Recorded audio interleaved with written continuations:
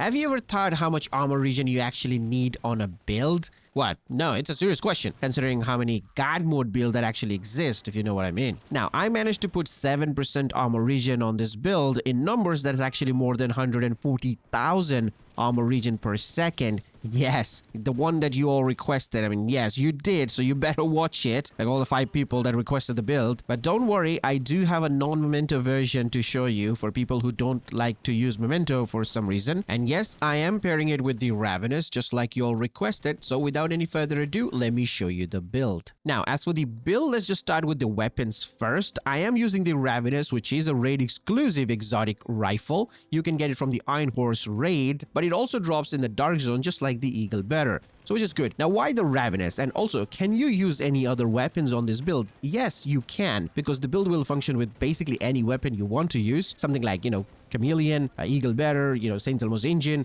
even the Bighorn, or if you want to use something like, the Carbon Summon or Lexington, whatever weapon you want, you can pair it with it. However, the Ravenous will edge out than the other weapons that I just mentioned. Now, Chameleon will hold its ground because of its talent, the adaptive instincts. So when this get active, like it's a huge amount of damage, but that's for 45 seconds. And this is not a DPS build where you'll be deleting the room in that 45 seconds above timer.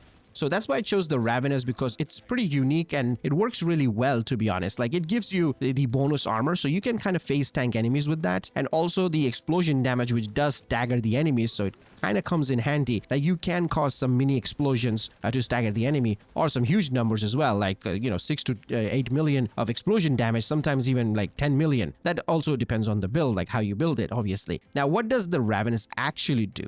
Well, the talent is, it's quite a mouthful, but let me give you a little brief here. You have 2 types of stacks. One is blue and the other one is red. So when you're at the blue stack, like that side of the shoulder that you just fire your weapon, it builds up the blue stacks. And then when you swap the shoulder and fire one single round, it will trigger and give you bonus armor. Now, the bonus armor will depend on how much stacks you had. And the same thing applies to the red side as well. So it depends on how many stacks you have. You swap the shoulder to the other side, you fire the gun once, and that creates the explosion damage. So the more stacks you have, the more explosion damage you'll do. Now, the only downside of this weapon is actually its range. Even though the optimal range is 50, this weapon refuses to hit anything beyond 15 meters. Like, it will shake so much that you will miss your shots. But it does perform really well for this build, so I am using it. Now, as for the build, well, this is the build over here. As you can see, this is actually the first variant of the build. This actually focuses on more damage than survivability. We do have 4% armor regen on it, but I don't have any protection from elite mods or anything. It's just doing a bit more damage here. Now, there is another variant of the build where we have crazy amount of armor regen. We're talking about 7%, and in numbers, that is actually 140,000 armor regen per second. I know, it's crazy. If you want to watch that, you can go there right now. There's timestamps. Now, as for the gears, well, first of all, I chose 3 pieces of Gilligard here, including the mask. It's a chill out mask, which is a named Gilligard mask, obviously. It gives us 2 mod slots, so I went with crit chance. Like I said, this variant is a bit focused on damage, so I'm not using protection from elites. But if you want, you can use that, obviously.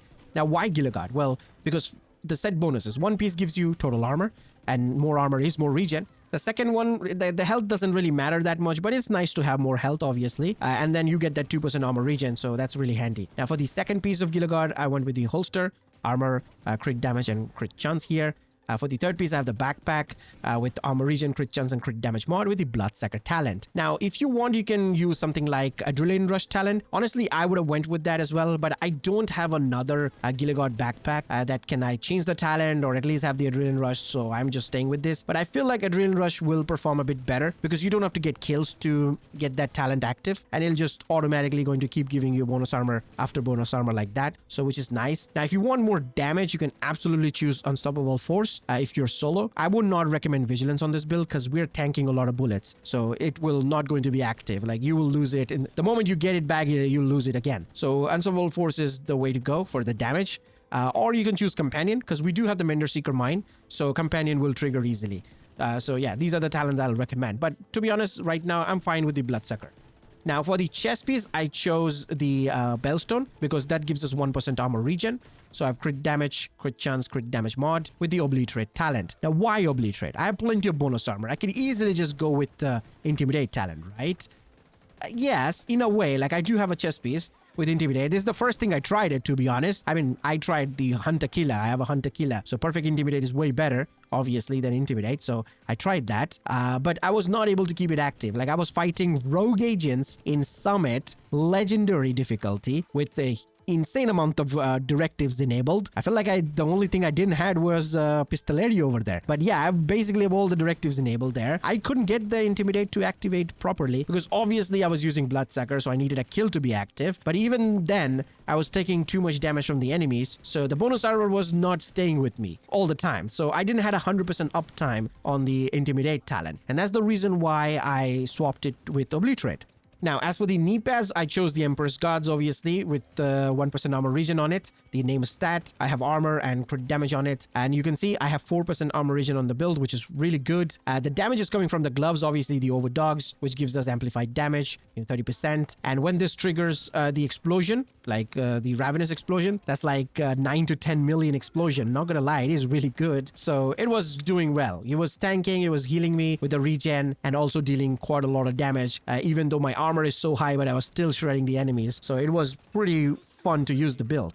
Now, if I show you my stats on the first variant of the build, you can see my crit chance is pretty good, 51%. So 1% more than what I usually recommend, which is 50%. So I'm happy.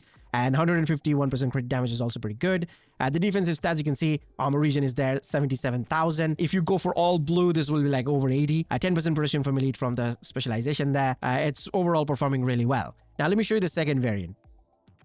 Now, as for the second variant of the build, you can see I made the change there. I'm not using the gloves, the Overdogs anymore. I'm using the Memento Backpack now. And Memento Backpack will allow us to get 3% more armor regen when you have full stacks. So basically 4 plus 3, we have 7% of armor regen on the build. And then you also get more weapon damage on it, bonus armor, skill efficiency. You know, overall it's going to perform really, really well. It's not going to do more damage than the Overdogs gloves, obviously, but it's good enough. I do have protection from elite mods over here. One more change I did with the mask.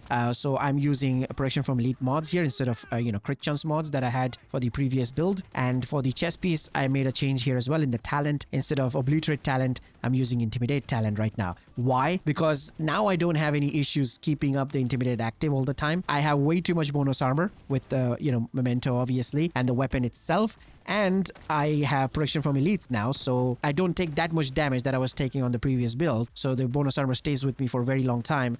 So Intimidate is easy to activate. But if you feel like you can't, you can obviously go back to Obliterate. But because of this change, like adding Intimidate on this versus the Obliterate on the previous build, the damage gap between both builds is actually shortened, which is pretty good. So with this, you're more tankier.